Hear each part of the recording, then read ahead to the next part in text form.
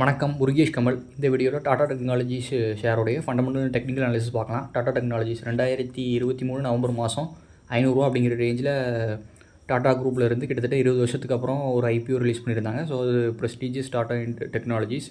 So Tata Motors 100% share வந்து pre ஐபிஓவில் own பண்ணிகிட்டு இருந்தாங்க. ஸோ அதை டிமர்ஜ் பண்ணி டாடா டெக்னாலஜிஸை பப்ளிக்காக ஆஃபர் பண்ணாங்க. ஸோ இப்போவுமே டாடா மோட்டார்ஸ் வந்து ஒரு 53% ஷேர் வந்து ஹோல்ட் பண்ணிகிட்டு இருக்காங்க. மெஜாரிட்டி ஆஃப் ஷேர் வந்து டாடா மோட்டார்ஸ் கையில் இருக்குது. ஸோ டாடா டெக்னாலஜிஸ் வந்து ஒரு direct subsidiary of Tata Motors. நம்ம டாடா மோட்டார்ஸ் ஷேரை ஹோல்ட் பண்ணோன்னா இன்டெரக்டாக டாடா டெக்னாலஜிஸ் ஷேரை ஹோல்ட் பண்ணுறதுக்கு சமானம். ஸோ டாடா டெக்னாலஜிஸ் ₹500 அப்படிங்கிற ரேஞ்சில் ஐபிஓ ப்ரைஸ் பாயிண்ட் செட் பண்ணி கிட்டத்தட்ட ₹1400 அப்படிங்கிற ரேஞ்ச் வரைக்கும் வேல்யூஷன் மார்க்கெட் வந்து ஓவர் ஹைப் பண்ணி கூட்டி இப்போது 800 அப்படிங்கிற ரேஞ்சில் ப்ரைஸ் வந்து க்ளோஸ் ஆகிருக்கு. ஸோ இந்த ரேஞ்சில் கன்சிடர் பண்ணலாமா, அது பிஸ்னஸோட க்ரோத் எப்படி இருக்குது அப்படிங்கிறத ஃபர்தர் ஸ்லைட்ஸில் பார்க்கலாம். ஸோ இப்போது டாடா டெக்னாலஜிஸ் 1989 டாடா மோட்டரோடைய டேரக்ட் சப்சிடரியாக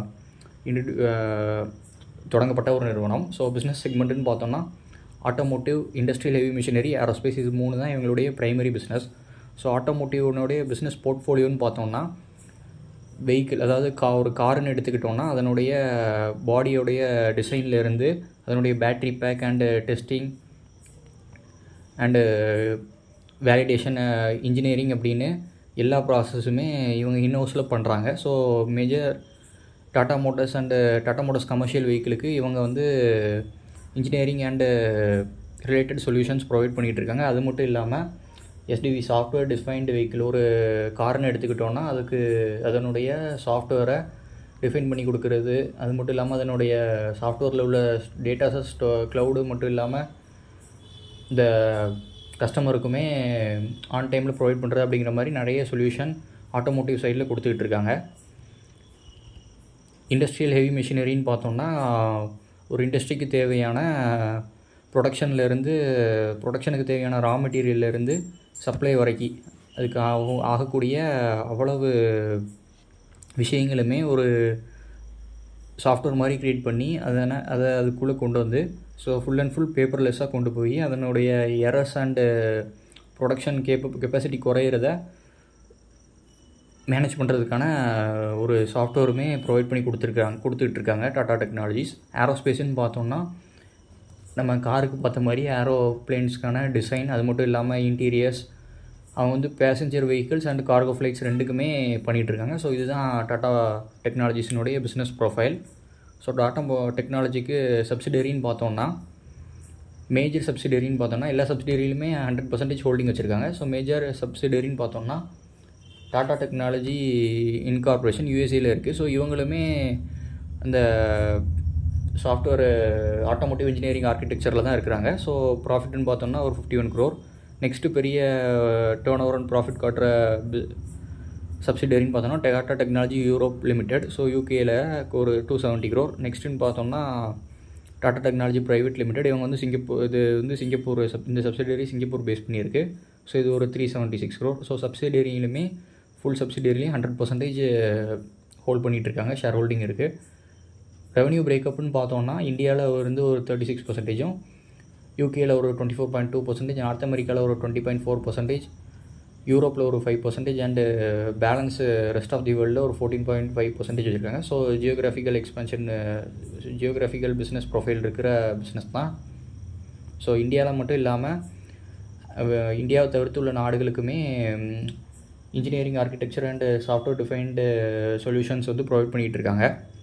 ஸோ இப்போ ஷேர் ஹோல்டிங் பேட்டர்னு பார்த்தோன்னா ப்ரொமோட்டர் குரூப் கிட்ட ஒரு 55% இருக்குது. ஸோ டாடா மோட்டார்ஸ் கீழே ஒரு 53.39%, டாடா மோட்டார்ஸ் ஃபைனான்ஸ் லிமிடெட் கீழே ஒரு 2% இருக்குது. நெக்ஸ்ட்டு பெரிய ஹோல்டிங்னு பார்த்தோம்னா நான் resident individual and foreign companies வந்து ஒரு 17% வச்சுருக்காங்க. நம்ம இந்தியன் பப்ளிக் ரீட்டைலர்ஸ் வந்து ஒரு 17% வச்சுருக்காங்க.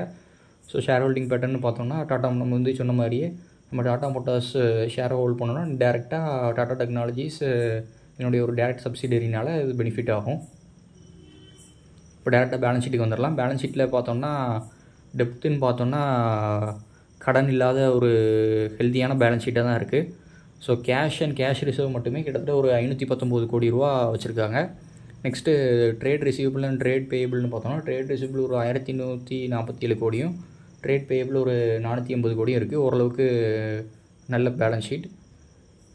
ப்ராஃபிட் அண்ட் லாஸ் ஸ்டேட்மெண்ட்டுன்னு வந்தோம்னா 2023 4,800 கோடியிலேருந்து இப்போ 5,200 கோடியாக இன்க்ரீஸ் ஆகிருக்கு. ஸோ பெரிய லெவலில் ரெவன்யூ சைடில் சேஞ்சஸ் இல்லை, பட் ஓரளவுக்கு டீசென்ட் குரோத்தே காமிச்சிருக்காங்க. ஸோ இவங்களுடைய எக்ஸ்பென்சஸ் சைடில் மெஜாரிட்டி எக்ஸ்பென்சஸ் எங்கே போகுதுன்னா எம்ப்ளாய்க்கு தான் போகுது. அது மட்டும் இல்லாமல் டெக்னாலஜி சொல்யூஷனுக்கான சாஃப்ட்வேர் பர்ச்சேஸ் பண்ணுறது அதுக்குமே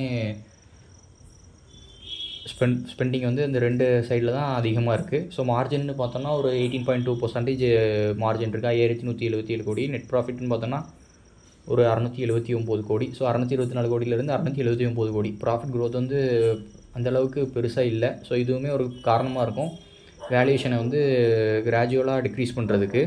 கேஷ் ஃப்ளோன்னு பார்த்தோம்னா பாசிட்டிவ் கேஷ் ஃப்ளோ தான் இருக்குது. நான் முன்னாடி சொன்ன மாதிரியே கேஷ் பேலன்ஸ் வந்து ஒரு 519 கோடி ரூபா வச்சுருக்காங்க. இது ஒரு நல்ல விஷயம்.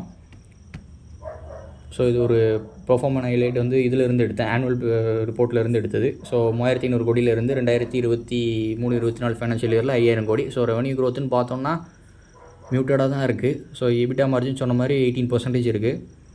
ஸோ ரெவன்யூ பிரேக்கப்புன்னு பார்த்தோம்னா சர்வீஸ் செக்மெண்ட் ஒரு 77% அண்ட் டெக்னாலஜி சொல்யூஷன் செக்மெண்ட் ஒரு 22% கான்ட்ரிபியூட் பண்ணுது. மார்க்கெட் கேப்னு பார்த்தோம்னா 32,387 crore, ஒரு mid cap category stock. Book வேல்யூன்னு பார்த்தோம்னா 79.20 ரூபா இருக்குது. ஸோ ஒரு 10 times புக் வேல்யூ இருக்குது. ஸோ இதை வச்சு நம்ம தெரிஞ்சுக்கலாம் இதனுடைய வேல்யூஷன் எவ்வளோ ஹைப் பண்ணி வச்சுருக்காங்கன்னு. பிபிஇ ரேஷியோவுமே 50 அப்படிங்கிற ரேஞ்சில் இருக்குது. ROE அண்ட் ROCE ஓரளவுக்கு டீசெண்டாக இருக்குது. ஃபேஸ் வேல்யூன்னு பார்த்தோன்னா 2 ரூபா ஃபேஸ் வேல்யூ உள்ள பங்கு. ஸோ ஸ்ப்ளிட் எதுவும் கொடுத்தாங்கன்னா இன்னும் ஒரு ரூபா வரைக்கும் கொண்டு வரலாம். ஸோ ஒரு ஸ்ப்ளிட் கொடுக்குறதுக்கு தான் இது வாய்ப்புகள் இருக்குது. குவார்ட்டர்லி ரிசல்ட்டுன்னு பார்த்தோம்னா டிசம்பர் 2022 1,124 கோடியிலேருந்து டிசம்பர் 2024 1,317 கோடி. பெரிய லெவலில் சேல்ஸ் வந்து இன்க்ரீஸ் ஆகவே இல்லை. நெட் ப்ராஃபிட்டையுமே பார்த்தீங்கன்னா 148 கோடியிலேருந்து 169 கோடி. ஒரு 2 வருஷத்தில் க்ரோத்தே காமிக்கலை. ஸோ இதுவே போதும் ஷேர் ப்ரைஸை இறக்குறதுக்கு. ப்ராஃபிட் அண்ட் லாஸ் ரிப்போர்ட்டுன்னு பார்த்தோம்னாலுமே 2019 353 கோடியிலேருந்து இப்போ தான் கிட்டத்தட்ட டபுள் பண்ணியிருக்காங்க ப்ராஃபிட் அண்ட் ரெவன்யூவை. ஸோ ஒரு 6 வருஷம் தேவைப்படுது இவங்களுடைய ரெவன்யூ வந்து டபுள் ஆகிறதுக்கு. ஸோ இண்டஸ்ட்ரி பியர்ஸை கம்பேர் பண்ணையில் இது ரொம்பவே ஸ்லோன்னு தான் நான் சொல்லுவேன். ஸோ இதனுடைய டேரக்ட் காம்படிட்டர்னு பார்த்தோன்னா டாடா குரூப்லேயே டாடா எல்எக்ஸி லிமிடெட் இருக்குது. ஸோ இவங்களுமே சாஃப்ட்வேர் தான் ஒரிஜினல் எக்யூப்மெண்ட் மேனுஃபேக்சரர்ஸ்க்கு ப்ரொவைட் பண்ணிகிட்டு இருக்காங்க. ஸோ இதனுடைய மார்க்கெட் கேப்புமே கிட்டத்தட்ட டாடா டெக்னாலஜிஸ்க்கு ஈக்குவலாக இருக்குது, 39,593 crore. ஸோ ஷேர் ப்ரைஸ் ஏன் இவ்வளோ அதிகமாக இருக்குன்னா ஃபேஸ் வேல்யூ வந்து 10 இருக்கிற பங்கு, நம்ம டாடா டெக்னாலஜிஸ் வந்து ஃபேஸ் வேல்யூ 2.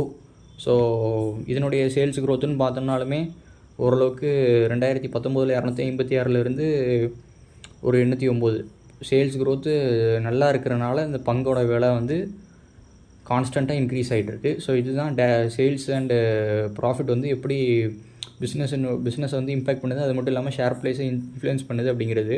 ஸோ இதுவுமே புக் வேல்யூ 400, ஷேர் ப்ரைஸ் வந்து 6,354, கிட்டத்தட்ட 15 மடங்கு. டாடா டெக்னாலஜிஸ் 10 மடங்கு, இது வந்து 15 மடங்கு.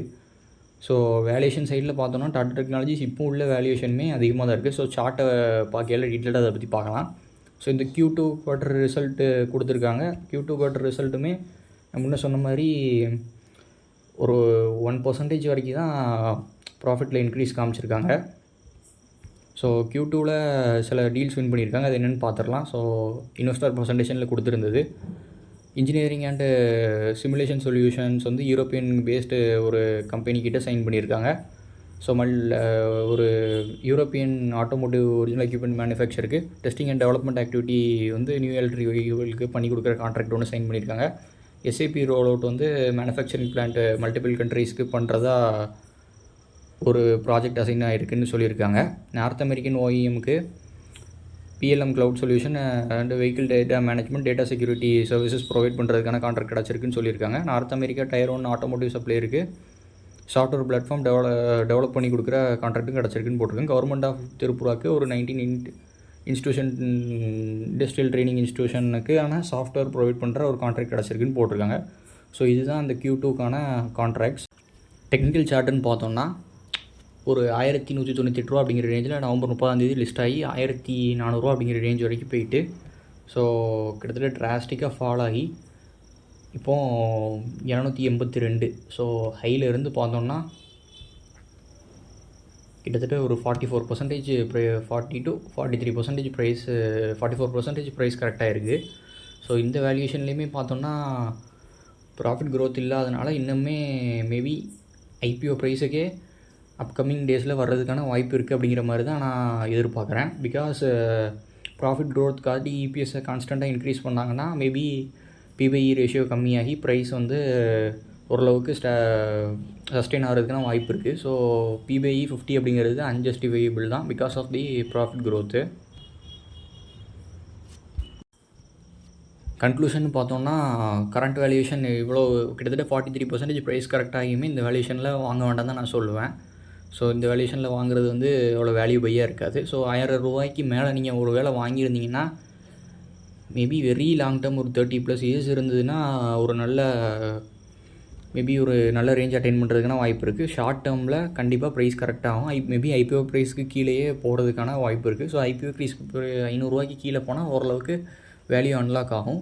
So very long term patience வேணும். அது மட்டும் இல்லாமல் பிஸ்னஸ் க்ரோத் வந்து சிங்கிள் டிஜிட்டல் இருக்கிற வரைக்கும் அவங்க ஷேர் வந்து பெரிய மூவ்மெண்ட் ஆகாது. ஸோ இது வந்து ஒரு நல்ல ஆப்பர்ச்சுனிட்டியாகவும் இருக்காது.